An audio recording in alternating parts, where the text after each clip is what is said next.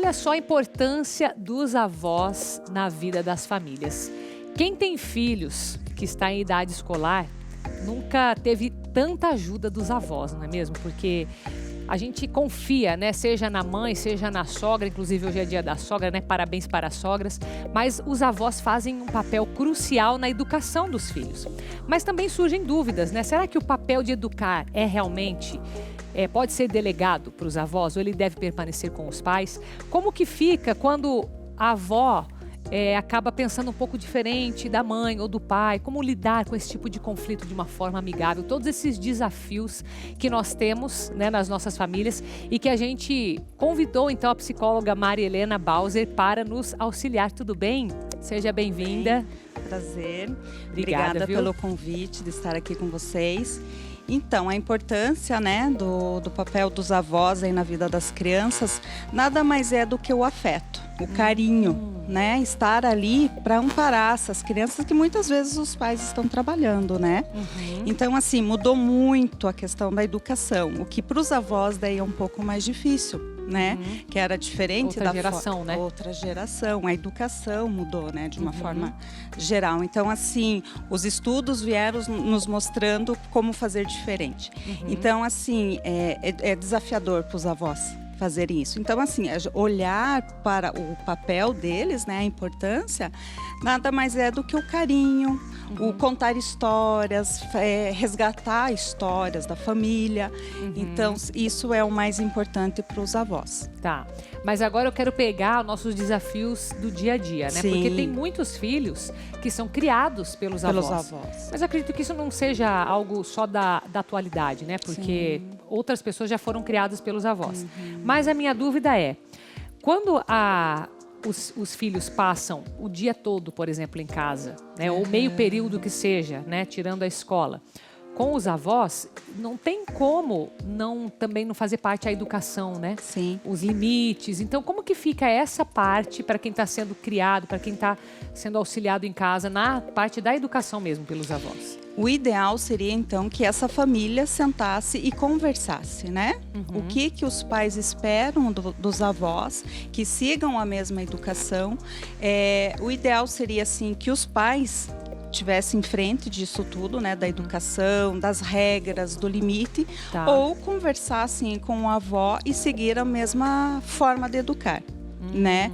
Porque tem muita questão também que muitas vezes as crianças acabam não aderindo, né? É isso mesmo, e abusando dos avós, porque os avós ali é carinho, é afeto, né? Sim.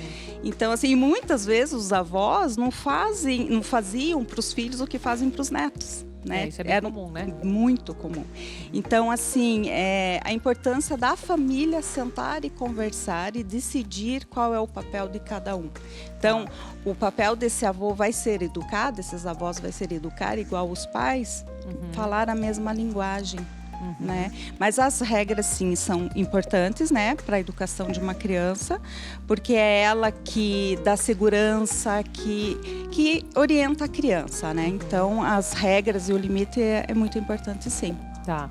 E precisa ter essa conversa com os avós, com as crianças também, é importante? Como que fica? Primeiramente, o ideal é sim com os adultos, né? Entrar num acordo e decidir como vai ser feito. Aí senta-se com as crianças ou vai fazendo naturalmente com as crianças. Tá.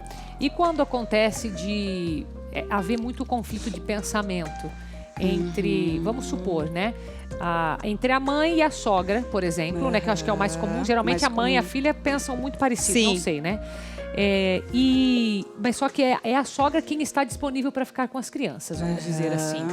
O que essa família precisa pesar para ver até que ponto vale a pena deixar essa criação com a avó, nesse caso, né? Aí vai depender de famílias, né? Por que essa família escolheu ficar com a avó? Por que não numa escola? Ou por que não uma profissional contratada, né? Então, aí vai depender o porquê a família escolheu. Aí, em cima disso, né, existe daí nós profissionais para orientar os adultos a como resolver, vamos dizer, essa questão. Mas, assim, precisa entender o porquê que essa família escolheu a avó. para ficar com as crianças, né? Então, e ver o quanto essa avó consegue aderir às orientações dos pais, a forma como os pais querem, e se isso vai funcionar, né? Mas aí nada como um bom diálogo entre os adultos. Tá. E agora outro desafio para você aqui, ó. Como fazer que essas crianças que estão sendo criadas pelos avós, que estão praticamente no papel de mãe ali, que elas também possam ter a função de avós mesmo? O que pode ser feito para que ela... Talvez não no mesmo momento, eu tenho algumas estratégias na minha cabeça, mas eu não quero te influenciar, quero saber a tua posição. A avó que cria como mãe, que possa também viver como avó. Como conciliar isso?